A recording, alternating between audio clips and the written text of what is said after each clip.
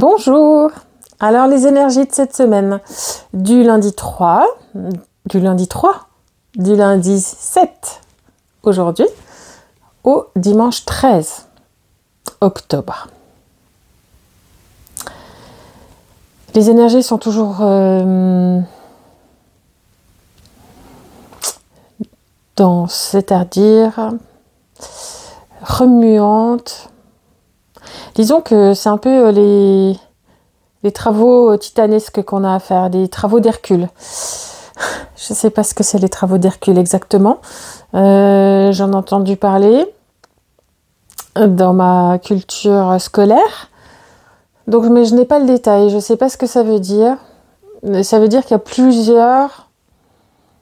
y a vraiment beaucoup de choses qui nous sont demandées pour notre alignement, pour la justesse des choses vis-à-vis de nous, pas simplement vis-à-vis de nos relations, vis-à-vis de nos... Il y a beaucoup, là ce qu'on me montre, c'est les relations interpersonnes, donc votre entourage, les liens d'âme, les choses qui doivent être vues, entendues, acceptées, notées, remises à la surface, elles y sont depuis déjà un petit moment, mais qu'on en fasse quelque chose. Si on n'est pas capable encore de tout résoudre et de tout aligner, en tout cas, de se remettre en mode prise de conscience et observation fine de ce qui se joue dans cette relation. Donc que ça soit entre deux personnes, dans une famille et ainsi de suite. Que on soit bien conscient de notre marge de progression, de ce qui reste à faire, de ce qui reste à entrevoir. Donc si on se sent capable, on entame le cheminement, le travail. Et si on ne se sent pas suffisamment fort pour l'instant pour le faire, parce que trop de fatigue, parce que harassé par un quotidien qui est déjà là, plutôt en demande de mouliner assez rapidement quand même, c'est ok avec ça. C'est ok. C'est plutôt un espace de reprise de conscience de là où on en est, on ne se leurre pas sur une situation. Là, c'est vraiment entendre les marges de progression, entendre les réalités telles qu'elles sont, qui nous impliquent et qui impliquent aussi nos prises de conscience et notre action dessus. Pour autant, on n'est pas attendu sur une démarche obligatoire, entre guillemets. Une tentative d'amorce serait la bienvenue. Mais je pense qu'elle arrivera peut-être plus tard. Ça va dépendre sans doute de là où chacun en est. Mais c'est de savoir reprendre sa part de responsabilité, sa part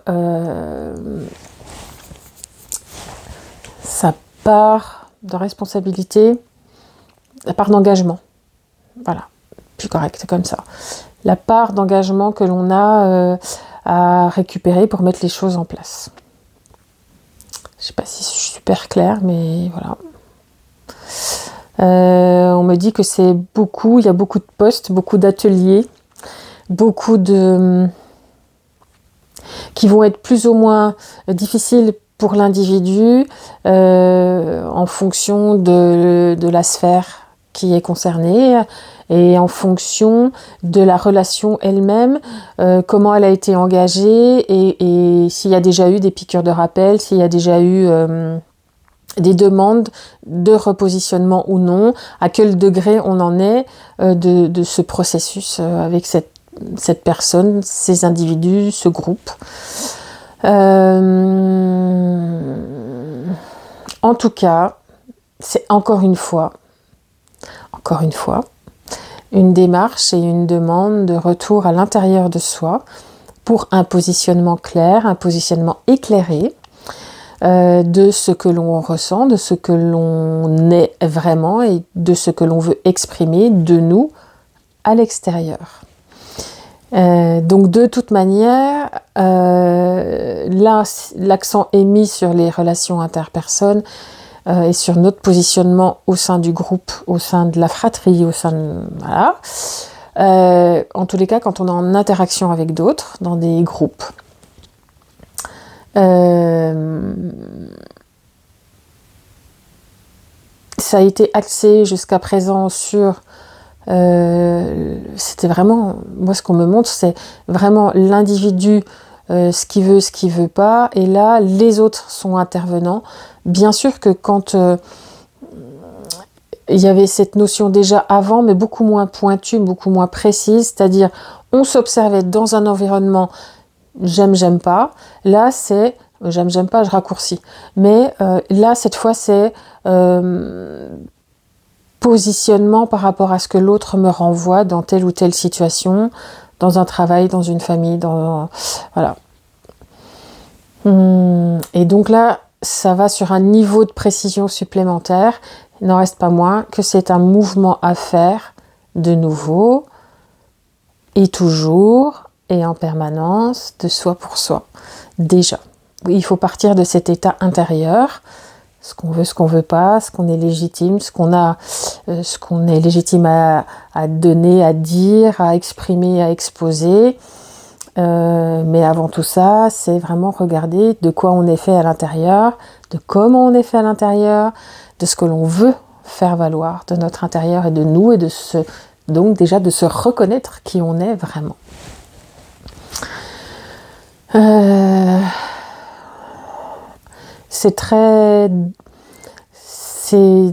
l'impression de vraiment pas dire très souvent, dire tout le temps ça depuis quelques mois, mais c'est vraiment l'axe sur lequel on nous emmène, notre authenticité. Et la faire exprimer, donc au passage se rendre compte que à cet endroit on s'est laissé influencer ou guider par un environnement, une manière de penser, une société, des parents, une lignée, tout ça, et se rendre compte qu'à l'origine, finalement, on n'est pas sur cette vibration-là et ces envies-là.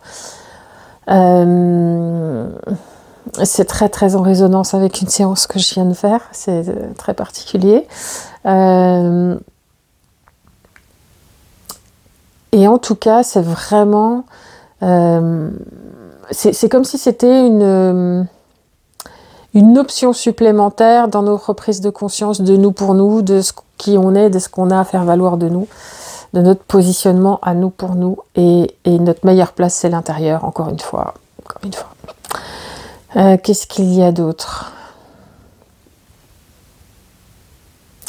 Que c'est essentiel qu'on puisse être dans cette connexion-là, dans cette connexion vraie. Ça nous donne pas tous les droits, mais ça nous donne toutes les légitimités à être dans cet espace-là, à être dans cette lecture-là de nous. C'est la nôtre. Et arriver à être clair avec soi et authentique avec soi pour pouvoir après aller vibrer de cette authenticité pour que chacun puisse en bénéficier dans ce monde. L'essentiel étant de récupérer des forces en récupérant de l'authenticité et en la vibrant ainsi, pour qu'elle nous soit bien entendu bénéfique et porteuse, mais qu'elle puisse aussi être une forme d'enseignement pour les autres, une forme de repère, de syntonisation. Si de plus en plus de personnes sont authentiques ou tendent à l'être, n'ont pas besoin d'être. Et je ne sais même pas si on peut l'être 100%, peut-être qu'en s'appelant Petit Bouddha, ça pourra fonctionner. D'être sur ce 100% authentique. Et encore, à partir du moment où on est incarné, on reste avec, même si c'est des pouillèmes, même si c'est des poussières de vibrations non authentique, on va dire, mais être 100% authentique, c'est être dans la non-matière. La matière nous ramène, est imprégnée de nos bobos, de nos lourdeurs d'humains. Donc, forcément, 100% humain, difficile d'être 100% juste et aligné. Mais tendons à l'être de plus en plus. Parce qu'il y aura toujours quelqu'un pour venir appuyer, ou une circonstance, ou un événement, ou quelque chose d'humain de notre terre matière, pour venir gratouiller sur la petite blessure qui à la base était un gouffre, qui est devenu une petite écorchure. Il y aura toujours quelque chose, quelqu'un, un événement qui viendra nous mettre comme un petit peu de vinaigre dessus pour venir titiller les choses. Si c'était plus le cas, on serait plus dans la matière. Donc, c'est encore du boulot c'est encore et encore et encore du boulot. Ce boulot-là de soi pour soi et de s'affiner, de s'aligner, de s'ajuster sur nos réels potentiels, valeurs, et que l'on souhaite... Et ces dissonances sont de plus en plus étouffantes pour chacun de nous. En plus, individuellement, quand on n'est pas bien et qu'on voit à l'extérieur le brouhaha qu'il y a, et très souvent notre brouhaha extérieur, notre vie quotidienne a été un support, un réconfort, ou un endroit où poser les yeux pour respirer un petit coup. Mais sauf que maintenant, quand on voit que c'est le bazar, que c'est pas cool à l'extérieur et qu'à l'intérieur on s'est pas trouvé, et que c'est pas cool non plus parce que c'est un petit peu bancal, parce que du coup on a mis plein de trucs sous le tapis, mais que du coup quand on met plein de trucs sous le tapis, ça nous met dans l'inconfort si on regarde bien. Voilà. Donc c'est en ça que c'est un peu une période un peu compliquée, un petit peu lourdingue. Ouais. J'ose le dire comme ça, l'univers. Et astreignante et dure, mais en même temps tellement productive, tellement accompagnée. On est accompagné plus de 150 000% pour tout ça. Les choses s'accélèrent et on peut, avec nos prises de conscience, notre mouvement, faire que les choses s'accélèrent. Les choses prennent place plus rapidement. Il y a un truc de l'ordre action-réaction. Ça aussi, je le dis depuis plein de fois en fait. Et j'en suis à me poser la question si je continue ces vidéos ou pas en ce moment, parce que c'est vraiment... j'ai l'impression de vous dire souvent la même chose et que peut-être ça va lasser, donc voilà, je sais pas. En tous les cas, pour cette semaine, voilà ce que je pouvais vous dire. Je vous souhaite une belle semaine et je vous souhaite plein d'authenticité au max que vous pouvez, en toute bienveillance, en toute compassion et en toute douceur pour vous, parce que si vous ne le faites pas, qui va le faire pour vous? Belle semaine et à bientôt.